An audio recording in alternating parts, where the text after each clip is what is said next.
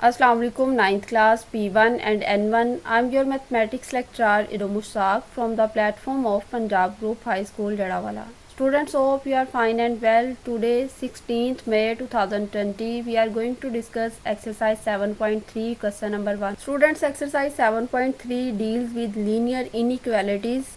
Linear inequality is the statement in which greater than, less than, greater than or less than or equal के science हम use करते हैं। इनको solve करने का भी वही मेथड है जो हम वो दूसरी लीनियर इक्वेशंस को सॉल्व करने का करते थे, यानी अगर एक तरफ कोई नंबर प्लस हो रहा है दूसरी तरफ माइनस हो जाएगा, अगर एक तरफ मल्टीप्लाई हो रहा है दूसरी तरफ डिवाइड हो जाएगा। लेकिन हाँ, यहाँ पे एक फ़र्क ये ज़रूर आता है कि जब एक नेगेटिव नंबर किसी दूसरी तरफ मल्टीप्लाई या डिवाइड होगा, यानी दो कंडीशंस हैं, एक उसको नेगेटिव होना चाहिए उस नंबर को, और दूसरी कंडीशन ये है कि जब उसको दूसरी तरफ शिफ्ट करें तो या तो वो उधर जाके मल्टीप्लाई हो रहा हो या डिवाइड हो रहा हो। तो इन दोनों कंडीशंस के एक साथ फुलफ़िल होने की सूरत में ये जो साइन होता है, जैसे ये वाला है यहाँ पे लेस दैन का साइन है तो ये ग्रेटर दैन में चेंज हो जाता है। तो ये वाली बात इस वो एक्सरसाइज को सॉल्व करने के लिए आपने याद रखें। सबसे पहले आज हम चैप्टर 7 की डेफिनेशंस को वो रिवाइज करते हैं। लीनियर इक्वेशन है, इक्वेशन ऐसी स्टेटमेंट जो इक्वालिटी जिसमें इन्वॉल्व होती है, और लीनियर जिसमें वेरिएबल की हाईएस्ट पावर 1 होती है। A linear equation in one unknown variable x is equation of the form ax plus b is equal to 0।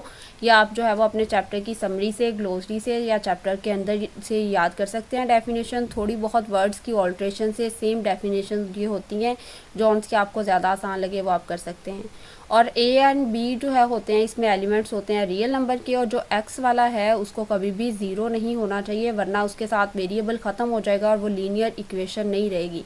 आपने उसकी कोई सी भी दो रेलिवेंट एग्जांपल्स लिखनी है। हमने एक्सरसाइज 7.1 में सब में लीनियर इक्वेशन को डिस्कस किया है, वहाँ से आप कोई भी एग्जांपल लिख सकते हैं।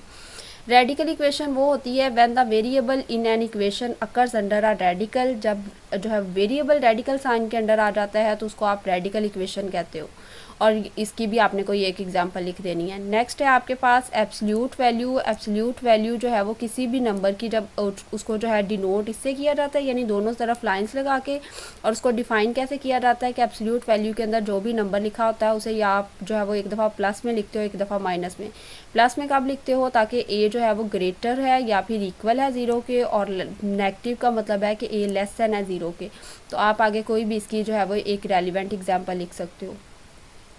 एक्सट्रेनियस रूट आपको पता है कि जब आपने कोई वो क्वेश्चन सॉल्व किया और उसका आंसर आपने फाइंड आउट किया और उस आंसर को वापस आपने उस क्वेश्चन में पुट किया उस एक्स की जगह पे, लेकिन ओरिजिनल इक्वेशन सेटिस्फाई नहीं हुई, तो फिर आपने उसको एक्सट्रेनियस रूट कह देना है। If the solutions obtained from the equations does not satisfy the original equations are called extraneous root. उसके बाद बेटे बहुत इंपॉर्टेंट डेफिनेशन है यहाँ पे, ये लीनियर इनइक्वालिटी की, ये हमारा आज का टॉपिक भी है। Linear inequality in one variable x is an inequality in which variable x occurs only to the first part. क्योंकि लीनियर का वर्ड यूज़ हुआ है तो उसकी सिर्फ एक ही पार होनी चाहिए वेरिएबल की, और स्टैंडर्ड फॉर्म उसकी क्या होगी कि ये दरम्यान में इक्वालिटी या इक्वेशन की बजाय या इज इक्वल टू की बजाय यहाँ पे less than, greater than, less than और इक्वल का साइन हो सकता है। यहाँ तक ये डेफिनेशन कंप्लीट हो जाती है, और ये बाद में वो उन्होंने आपको सिर्फ बताने के लिए लिखा हुआ है, we may replace the symbol, कि ये जो सिंबल यहाँ लेस देन का यूज़ किया है यहाँ ग्रेटर देन का भी हो सकता है, या फिर ग्रेटर देन और इक्वल का, या लेस देन और इक्वल का भी हो सकता है।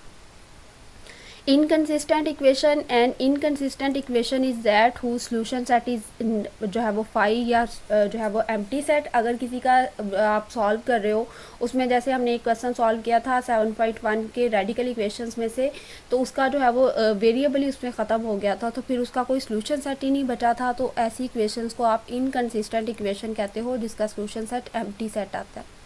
एक्सरसाइज 7.3 का क्वेश्चन नंबर 1 है, solve the following inequalities. Inequalities हैं तो ये वाला साइन आपको नज़र आएगा इसमें।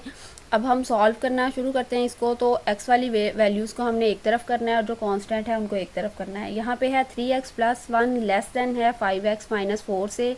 ये +1 इस तरफ आके -1 हो जाएगा, ये -4 एंड -1 इधर आके हो जाएगा -5। ये वाला 5x इधर वो प्लस का, ये इसके साथ शुरू में साइन, जब ये इस साइन से इस तरफ जाएगा तो यहाँ पे इसके साथ -5x आ जाएगा। प्लस माइनस माइनस 3x में से 5x गए तो बाकी -2x रह गया बड़े वाले का साइन। अब यहाँ बेटे ये जो दो केस लिखे हुए हैं ये आप आपने क्वेश्चन में इनको नहीं लिखना, आपने क्वेश्चन में सिर्फ इतना क्वेश्चन सॉल्व करना है और उसके बाद ये जो नीचे वाला पार्ट है और सॉल्यूशन सेट ये लिखना है।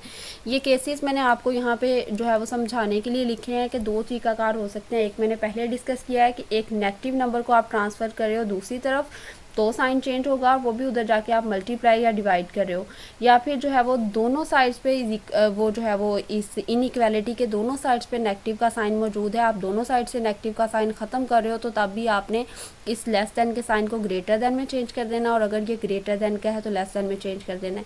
ये वाले जो है मैंने जस्ट आप लोगों को समझाने के लिए लिखे हैं, ये इतना मैं बॉक्स बना के इसको एक्सप्लेन कर देती हूँ। ये वाला आपके क्वेश्चन का हिस्सा नहीं है यहाँ तक, ये वाला।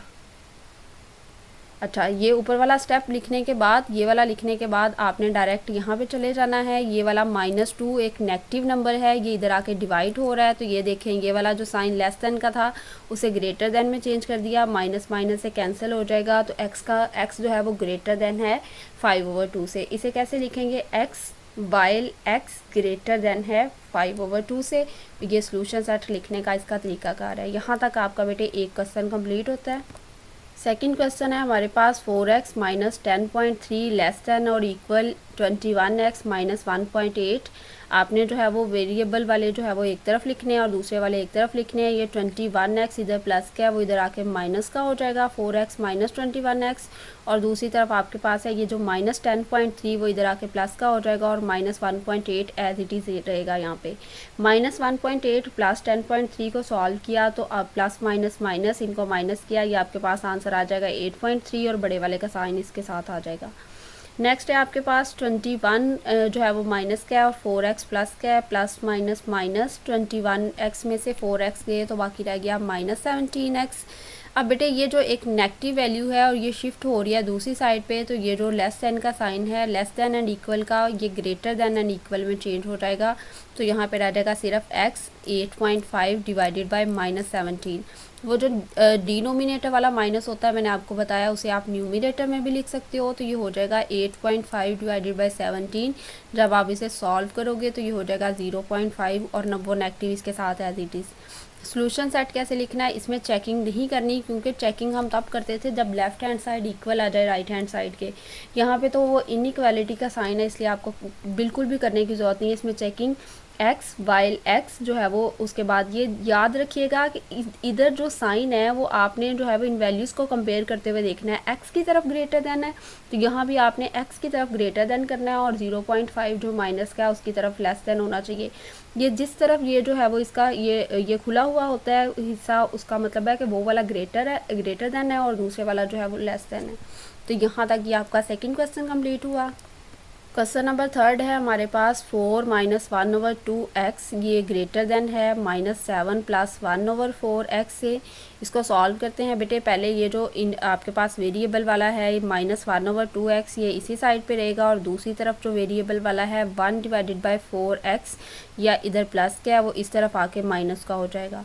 और अब जो है वो कांस्टेंट को देखते हैं, यहाँ पे था -7, ये वाला +4 इस तरफ आके -4 हो गया है, तो यहाँ तक माइनस माइनस प्लस हो जाता है। 7 और 4 इन दोनों को ऐड करेंगे, ये आपके पास आ जाएगा 11, और बड़े वाले का साइन साथ में लगाएंगे तो ये -11 हो जाएगा।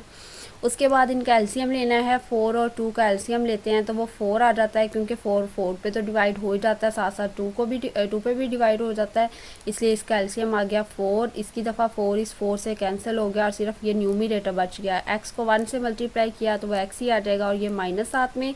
इसकी दफ़ा जब आपने 2 पे डिवाइड किया 4 को तो 2 2s आर 4, 2 आंसर आया। 2 को इस -1x से मल्टीप्लाई किया तो ये हो गया -2x।